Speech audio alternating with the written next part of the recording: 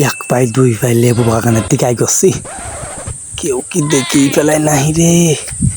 আমি টুক করে থাকবো। এই এই এই দেখলাম না, নাই নাই নাই নাই নাই, কেউ নাই, কেউ নাই, ফাঁকা বাগান রে। শালা লেবু,